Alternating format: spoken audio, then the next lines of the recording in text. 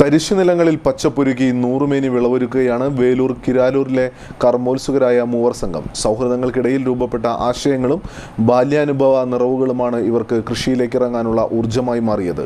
ദിനേശ് വെള്ളാറ്റഞ്ഞൂർ തയ്യാറാക്കിയ റിപ്പോർട്ടിലേക്ക്. വർഷങ്ങളായി തരിശിട്ട് കിടന്നിരുന്ന കിരാലൂർ പാടശേഖരത്തിന്റെ പകുതിയോളം വരുന്ന 9 ഏക്കർ സ്ഥലത്താണ് നെൽകൃഷി ഇറക്കി ഇവർ 3 വർഷം പിന്നിടുന്നത്.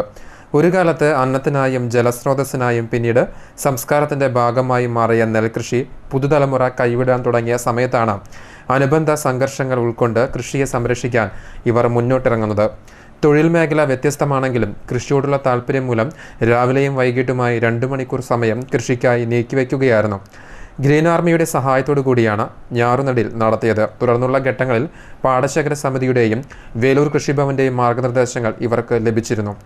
പ്രതിസന്ധികളെ അതിജീവിച്ച് കതിരായി നിൽക്കുന്ന കിരാലൂർ പാടശേഖരം ഇവരുടെ കഠിനാധ്വാനത്തിന്റെ നേർക്കാഴ്ചയാണ്. ആന്ധ്രയിൽ നിന്നും മറ്റും അരിയെത്താത്ത കാലം ഓർമ്മിപ്പിച്ചുകൊണ്ട് കൃഷി തുടരുന്നതിന് പുറമെ ജൈവ പച്ചക്കറി കൃഷിക്കും ഇവർക്ക് പദ്ധതിയുണ്ട്. കൊയ്ത്തു കഴിഞ്ഞ പാടങ്ങളിൽ മുഴുവൻ പാടഭൂമികളൊന്നും പച്ചക്കറിക്ക് ഉപയുക്തമല്ല. എന്നിരുന്നാലും കഴിയാവുന്ന പാടഭൂമികളിൽ ഈ വിഷുവിന് വിളവെടുക്കാവുന്ന രീതിയിലുള്ള പച്ചക്കറി കൃഷി സംരംഭം കൂടി ഇതിൻ്റെ ഭാഗമായി ഞങ്ങൾ 3 പേരും. മുൻവർഷങ്ങളിൽ വാഴാനി കനാൽ വഴി കൃഷിക്ക് ആവശ്യമായ ജലം എത്തിച്ചിരുന്നുവെങ്കിലും ജലസേചന വകുപ്പിന്റെ കടുത്ത അനാസ്ഥ മൂലം പലപ്പോഴും ജലക്ഷാമം നേരിട്ടിരുന്നു. പിന്നീട് നിരവധി തവണ ജലസേചന വകുപ്പിനെ പ്രശ്നം ബോധ്യപ്പെടുത്തിയതിനാൽ ഈ വർഷം ജലക്ഷാമം അനുഭവപ്പെട്ടില്ല.